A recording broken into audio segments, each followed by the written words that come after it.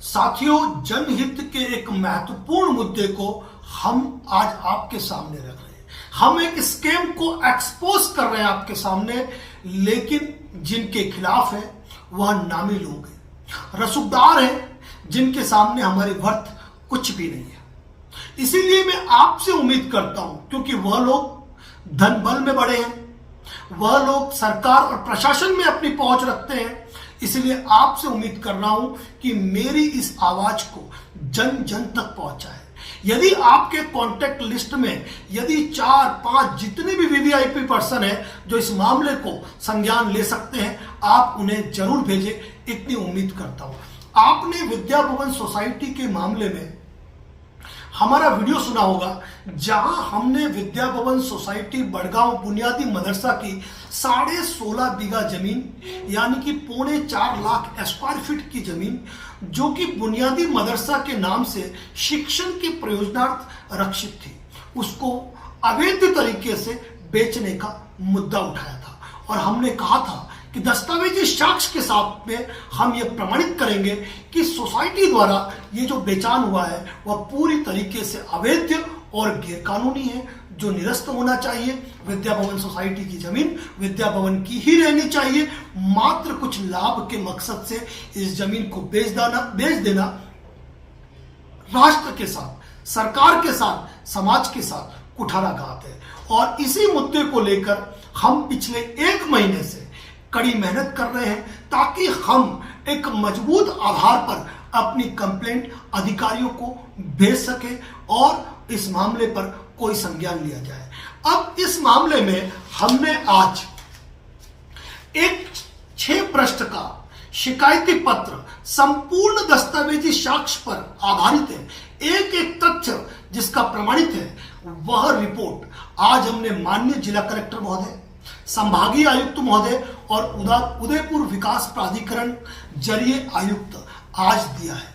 और साथ ही संबंधित 19 विभाग जो इसमें संज्ञान ले सकते हैं, उनको हमने जरिए रजिस्टर्ड पोस्ट सूचना दी है, ताकि इस मामले में सभी विभाग संज्ञान ले और जनहित का यह मुद्दा बरकरार रहे और उदयपुर की जनता को, विद्या भवन सोसाइटी को वह जमीन जो कि शिक्षण के प्रयोजनार्थ थी वो वापस मिल सके।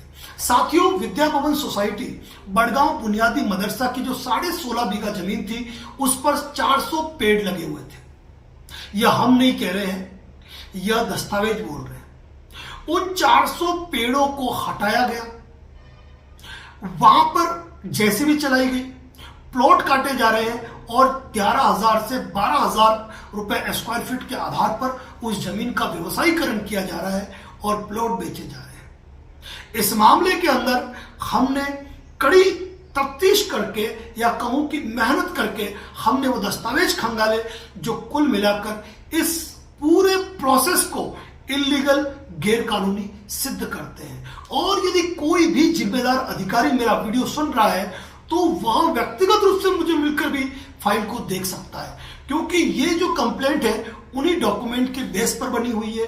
और आज यही प्रेस नोट हम उदयपुर मीडिया जगत को भी जरिए मेल और जो नंबर हमारे पास व्हाट्सएप पे सेव है उनको भी भेजेंगे। यदि उन्हें उचित लगा तो वह समाचार पत्र का पार्ट बनाएंगे, जो जनहित में बनना ही चाहिए।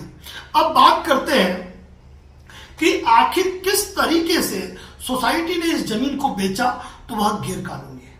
तो साथियों, मैं एक बात कहूंगा कि दिनांक 5/12/2023 को रजिस्ट्री हुई। कहां हुई? सब रजिस्ट्रार कार्यालय द्वितीय यानी कि बड़गांव उदयपुर के अंदर। अब यहां पर जो रजिस्ट्री हुई, अब रजिस्ट्री करने वाला कौन है? विद्या भवन संस्थान। लेकिन अब रजिस्ट्री उठा के देखेंगे तो विद्या भवन सोसाइटी बड़गांव बुनियादी मदरसा के नाम पर रजिस्ट्री कराई गई है।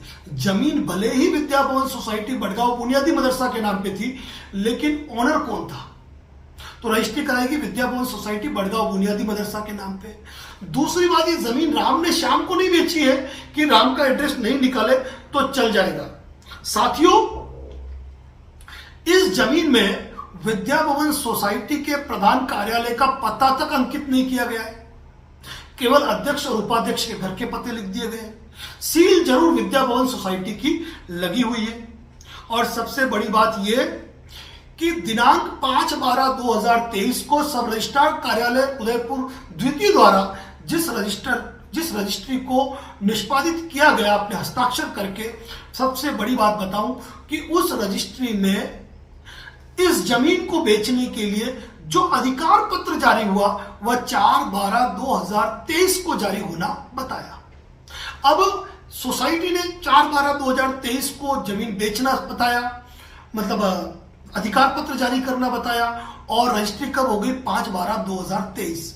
लेकिन खरीदने वालों ने इसके अंदर 25/10/2023 को 10 लाख रुपए जमा कराए और 16/11/2023 को जमा कराए 5 करोड़, यानी कि 5 करोड़ 10 लाख रुपए अधिकार पत्र जारी होने से पहले ही जमा हो गए। तो साथियों, सोचने की बात है कि 4/12/2023 को विक्रय अधिकार पत्र जारी किया गया, तो पहले कैसे पैसा जमा हो गया, यानी कि सब कुछ पहले से तय था। अगर इस तरीके से देखा जाए तो भ्रष्टाचार खुल के नजर आ रहा है। लेकिन हमने इस मैटर में और तैयारी की, हम और गहराई में गए तो मालूम पड़ा 10/3/2021 जब पूरा देश कोविड से गुजर रहा था, उस कोविड काल के दौरान सोसाइटी द्वारा जमीन को बेचने संबंधित एक टेंडर जारी किया गया, ई टेंडर जारी किया गया, जो सोशल मीडिया साइट्स पे हमको मिला।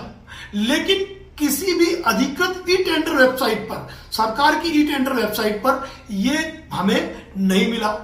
इस दौरान के अखबार खंगाले गए, अखबारों में इस प्रकार का कोई प्रकाशन नहीं हुआ, और 10/3/2021 को टेंडर जारी करने के बाद इसी टेंडर को आगे एक्सटेंड किया जाता है 28/5/2021 को, और उसके बाद वापस तीसरा टेंडर जारी किया जाता है 8/9/2023 को, जिसमें न तो संस्थान द्वारा जारी की गई आम सूचना का जिक्र था, न किसी अधिकारिता का, न विक्रय का कोई उचित कारण था, और प्रत्येक बार मोबाइल नंबर, हस्ताक्षरकर्ता चेंज हुए, तथ्य चेंज हुए टेंडर के अंदर।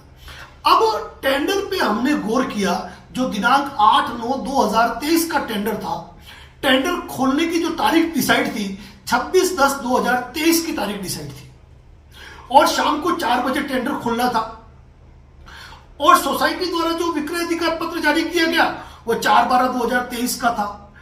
किंतु दिनांक 5/12/2023 को जो विक्रय पंजीयन एग्जीक्यूट हुआ, उसमें हमने देखा कि विक्रय राशि का भुगतान निविदा खुलने से पहले एवं विक्रय अधिकार पत्र जारी होने से पहले ही हो गया, यानी कि टेंडर खुलना था 26/10 को शाम को 4 बजे, लेकिन राशियां जमा हो जाती है कब? टेंडर खुलने से एक दिन पहले। अब यहां पर किसी ईएमडी का जिक्र कितना क्या है, टेंडर में कोई खुलासा नहीं था, और ऐसी स्थिति में इसका मतलब तय था कि टेंडर किसके नाम पर खुलना है, किसके नाम पर रजिस्ट्री करनी है। सब कुछ पहले से डिसाइडेड था, डिसाइड प्लानिंग थी। और इस टेंडर के अंदर कितने लोग शामिल थे, कोई ब्यौरा नहीं। साथियों, तो इतनी बात तो आज भी आप भी समझते हैं कि 10 लाख की जब हम जमीन कोई प्लॉट खरीदते हैं, रजिस्ट्री 4 या 5 लाख की होती है, और 5 लाख का कैश ट्रांजैक्शन होता है। डीएलसी दर क्या है, क्या नहीं है, कुछ भी नहीं। उन चीजों पर हम गौर नहीं भी फरमाते हैं, तो जाहिर सी बात है कुछ नगद राशि का ट्रेल तो यहां जरूर हुआ है। हमने आगे जब जाकर देखा तो एफसीआरए के अंतर्गत सोसाइटी को प्रति वर्ष डोनेशन आ रहा है, कोई डोनेशन की कमी नहीं है। विगत 1 दशक की यदि आप बैलेंस शीट देखेंगे तो सोसाइटी कहीं पर भी आपको माइनस नजर में नहीं आती है, यानी कि यदि किन्हीं आर्थिक हालातों के चलते इस जमीन का विक्रय करना था, तो उसके लिए यदि कोई आर्थिक हालात था तो उसके लिए पब्लिकेशन निकाला जा सकता था, कलेक्टर को, सरकार को सूचना दी जा सकती थी, रेगुलेटरी अथॉरिटी जो है रजिस्ट्रार कार्यालय को सूचना दी जा सकती थी, लेकिन ऐसा कुछ भी नहीं किया गया। एक बात, यह जमीन जो है इसकी यदि आप नकल निकाल के देखेंगे तो यह जमीन हॉस्टल के लिए, शिक्षण के प्रयोजनार्थ रक्षित थी, जिसका कि व्यवसायीकरण नहीं हो सकता था। खुद सोसाइटी का बायलॉज जिसे हमें प्राप्त करने में एक लंबा समय लगा, उसके अंदर भी इस तरीके का विक्रय का पावर सोसाइटी को नहीं है। सोसाइटी इस तरीके से अपनी जमीन को नहीं बेच सकती है। सीधे रूप से सोसाइटी ने नियमों का वॉयलेशन किया है, कानून को ताक पे रखकर, विधि से परे जाकर इस का विक्रय किया है।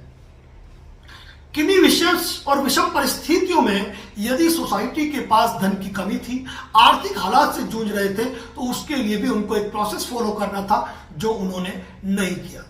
हमने आपको बताया था कि दिनांक 1/4/2024 को हमने सोसाइटी से कुछ दस्तावेज चाहे, सोसाइटी ने दस्तावेज नहीं दिए। हमने लीगल नोटिस दिया, दस्तावेजों की मांग की गई, सोसाइटी ने नहीं दिया। तो हमारे पास एक विकल्प था कि हम आरटीआई के तहत इन डॉक्यूमेंट की डिमांड लोक सूचना अधिकारी डिप्टी रजिस्ट्रार कार्यालय से कर सकते थे। और हमने 24/4/2024 को श्रीमान डिप्टी रजिस्ट्रार साहब को आरटीआई के तहत सूचनाएं मांगी। 16 बिंदुओं पे हमने जानकारी मांगी, लेकिन आपको आश्चर्य होगा कि खुद डिप्टी रजिस्ट्रार कार्यालय में भी इस बाबत की सूचनाएं मौजूद ही नहीं है कि सोसाइटी के जमीन के लिए कोई प्रस्ताव जारी हुआ, कोई बैठक हुई, कोई टेंडर जारी हुआ, कोई अखबार पब्लिकेशन हुआ, क्या कुछ हुआ। इस संदर्भ में सोसाइटी का यह दायित्व था और वह बाउंड है कि वह इस चीज की जानकारी दे। लेकिन डिप्टी रजिस्ट्रार कार्यालय से हमें जवाब आया कि केवल बिंदु क्रमांक 1 से 3 तक की जानकारी है, बाकी जानकारी कार्यालय रिकॉर्ड में मौजूद ही नहीं है। यानी कि जो रेगुलेटरी अथॉरिटी है, उसको भी इस चीज की कोई जानकारी नहीं कि संस्था ने एक बेशकीमती जमीन को, जो कि शिक्षण के प्रयोजनार्थ थी, उसको बेच दिया गया है। 45 करोड़ के अंदर जिस जमीन को बेचा गया, यदि उसका विधि नियमानुसार यदि वास्तव में बेचान होता, तो साथियों यकीन मानना, उदयपुर में देश विदेश के लोग इन्वेस्ट करने को तैयार है और यकीनन 2 अरब से ऊपर की राशि जरूर इस बजट में आ सकती थी। लेकिन बात यह है कि जब सोसाइटी के संविधान के अंदर ही जमीन को बेचने के संदर्भ में प्रोविजन नहीं है और सोसाइटी ने उक्त जमीन को बेचा है, तो किस आधार पर बेचा है, यह एक सोचनीय प्रश्न है। और यहां पर यह सारी चीजें कुल मिलाकर एक भ्रष्टाचार की ओर इशारा करती है। साथियों, एक चीज नहीं, बहुत सारी चीजें हैं। इस वीडियो लंबा हो जाएगा और इस मामले में हमने जो शिकायती पत्र जारी किया है, संपूर्ण विभागों को यह अवगत कराया है कि यह जो विक्रय पत्र निष्पादित हुआ है, यह कुल मिलाकर आम व्यक्ति के साथ, संस्था के साथ, समाज के साथ, सोसाइटी रजिस्ट्रेशन एक्ट के साथ, यहां तक कि सरकार के साथ भी, न केवल यह price cheat and money circulation act, prevention of money laundering act, इसके अलावा भारतीय दंड संहिता की धारा 34, 420, 406, 464, 467, 468, 471 और 472 तक के अंतर्गत भी अपराध है। और इसी बात को लेकर हमने हमारा शिकायती पत्र न केवल जिला कलेक्टर महोदय उदयपुर को, संभागीय आयुक्त महोदय को, उदयपुर विकास प्राधिकरण को, अपितु पीएमओ, केंद्रीय रजिस्ट्रार भारत सरकार, मुख्यमंत्री कार्यालय, रजिस्ट्रार महोदय, प्रवर्तन निदेशालय, उप रजिस्ट्रार महोदय, इसके अलावा उप पंचायत द्वितीय सब रजिस्ट्रार है। सोचने की बात होती है कि सब रजिस्ट्रार साहब ने इतनी बड़ी प्रॉपर्टी की रजिस्ट्री कर दी, क्या उन्होंने इस चीज पे गौर नहीं किया? अगर नहीं किया तो उनको भी हमने शिकायत पत्र प्रेषित कर दिया गया है। इसके अलावा अतिरिक्त महानिदेशक पुलिस एसओजी एंड एटीएस, इसके अलावा director general of police IG साहब उदयपुर, एसपी साहब उदयपुर, पुलिस थाना बड़गांव, आयकर विभाग, SCB department, ministry of home affairs, FCRA wing, इसके अलावा उदयपुर विकास प्राधिकरण, राजस्थान मुस्लिम वक्फ बोर्ड, क्योंकि बुनियादी मदरसा के नाम पे जमीन रजिस्टर्ड थी, तो हमारा ये दायित्व बनता है कि हम उनको भी सूचना दें। तहसीलदार बड़गांव और उपखंड अधिकारी महोदय बड़गांव, और इसके साथ इसका जो प्रेस नोट बना हुआ है हम मीडिया को भेज रहे हैं, जिन्हें उचित लगेगा इसको पोस्ट करेंगे। साथियों, ये तो एक शॉर्ट वीडियो है, ऐसी बहुत सी बातें इसके अंदर है, यदि उस पर चर्चा की जाए तो एक लंबा वीडियो पोस्ट हो जाएगा। सोचने की बात यह होती है कि किस तरह एक सोसाइटी जिसके विधान में ही जमीन को बेचने का पावर नहीं है, किस तरह वो अपनी सोसाइटी की जमीन को बिना विधिक प्रक्रिया अपनाए, कानून को ताक पर रखकर जिस जमीन पर 400 पेड़ लगे हुए थे, उस जमीन को, जो कि बुनियादी शिक्षा महात्मा गांधी की महत्वपूर्ण जो योजना थी जिसके अंतर्गत वो जमीन रक्षित थी, उस जमीन को बेच दिया गया। साथियों, बोलना तो पड़ेगा, क्योंकि हम भी चुप रहे तो बोलेगा कौन। फिलहाल तो हम टोटल विभागों को इस सूचना भेज चुके हैं। 15 दिन के अंदर प्रशासन इस मामले के अंदर क्या कार्रवाई करता है, वो देखते हैं कि प्रशासनिक कार्रवाई क्या होती है। वैसे तो मैं जानता हूं कि जो खरीदार है, जो विक्रेता है, और सबसे बड़ी बात जो गवाह है ना, वो भी स्वतंत्र नहीं है। कभी सोसाइटी के सचिव जो होता है वही गवाह बन जाएगा, सोचने की बात है। और सचिव के होते हुए उपाध्यक्ष का पावर। साथियों, बहुत सी ऐसी बातें हैं, क्योंकि मैं एक छोटी सी बात बोलूंगा, वीडियो जरूर लंबा हो रहा है।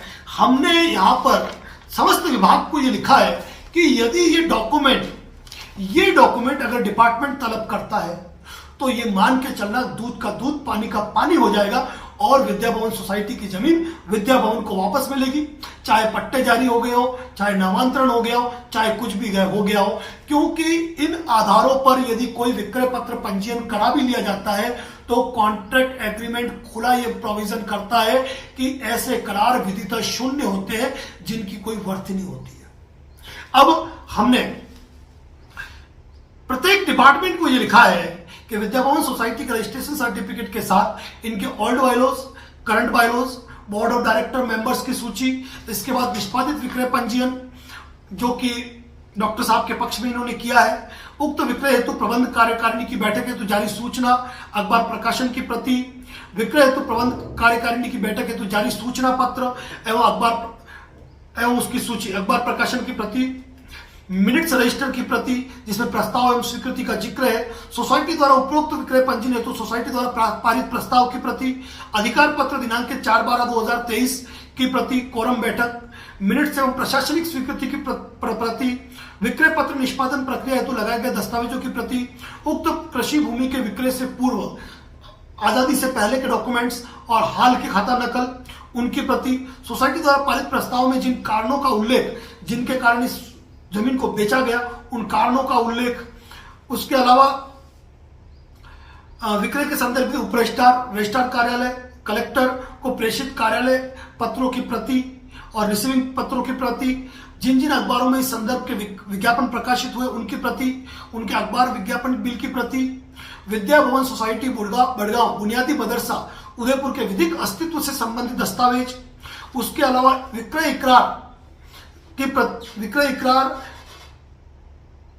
प्रतिफल की राशि जिन जिन बैंक खातों में प्राप्त हुई उन बैंक की डिटेल्स, उनकी राशि का ट्रांजैक्शन ओल्ड एंड न्यू, उक्त विक्रय प्रक्रिया की संपूर्ण फाइल की सत्यापित प्रति, यदि निविदा की गई तो निविदा का पूरा प्रोसेस, निविदा में कौन कौन लोग शामिल हुए और जो लोग शामिल हुए ना उनके आपस की कॉल डिटेल, यानी कि जितने लोग निविदा में शामिल हुए यदि उनके आपस की कॉल डिटेल ही निकाल दी जाए, सीडीआर रिपोर्ट तलब कर दी जाए तो यह भ्रष्टाचार डायरेक्टली क्लियर हो जाएगा। पूरे का पूरा भ्रष्टाचार क्लियर हो जाएगा कि जो लोग टेंडर में शामिल हुए हैं, जो लोग इसके अंदर हैं, जिन लोगों ने बेचा है, जिन लोगों ने खरीदा है, जो गवाह है और जिन्होंने टेंडर फाइल किया है, उन सब की सीडीआर रिपोर्ट तलब कर दी जाए, मामले दूध का दूध और पानी का पानी हो जाएगा।